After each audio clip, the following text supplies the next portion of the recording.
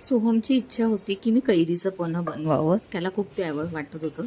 तर इथे मी 3 कैऱ्या घेतल्या आहे आणि त्यांची सालं काढून घेतली. पहिले तर स्वच्छ धुवून पुसून घेतलं, सालं काढले आणि कुकरमध्ये अर्धा ग्लास पाणी टाकून मी ते शिजवून घेतल्या. त्या खूप छानपैकी शिजल्या, म्हणजे ऑलमोस्ट त्याची गुठळी जी आतली असते ती सुद्धा वेगळी झाली आहे. तर त्या गुठळ्या मी काढून घेतल्या आणि तो जो पल्प आहे, हा अशा पद्धतीने तो पल्प निघाला आहे. त्याच्यानंतर मी त्याच्यामध्ये भाजलेल्या जिऱ्याची पावडर टाकली आहे 2-3 चम्मच आणि पिठी साखर टाकली आणि थोडंसं जायफळ पावडर टाकली. हे चांगलं मी एकत्र करून घेते.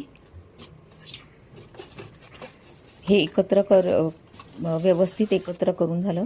सोहमला काही हे होत नाही आहे, त्याला सतत पाहायला येतो आहे. तर अशा पद्धतीने पुन्हा एकदा मी थोडीशी पिठी साखर टाकली आणि हे त्यामध्ये काही कचरा असेल किंवा जाड काहीतरी उरलं असेल, समजा कैरीची आतमधलं जी रेषा असते ती उरली असेल, म्हणून मी हे गाळून घेते. गाळून म्हणजे चांगल्या पद्धतीने ते स्मूथ होईल पेस्ट. तर ही एक पारंपरिक पद्धत आहे. मिक्सरमध्ये पण तुम्ही टाकू शकता, पण असं केलेलं कधी पण चांगलं. तर इथे मी लगेच सर्व करायला घेतलं.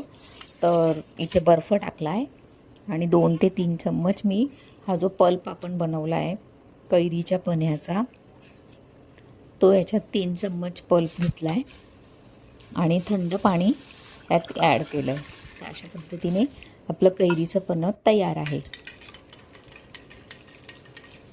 छोटीशी लिंबाची स्ट्रीप ॲज अ डेकोरेशन. सोहमला म्हटलं चल पिऊन बघ बरं कसं झालंय. सोहमला खूप आवडलं ते. मला पण मोह आवडला नाही, मी पण टेस्ट करून पाहिलं, खरंच खूप छान झालं होतं. तर अशा पद्धतीने तुम्ही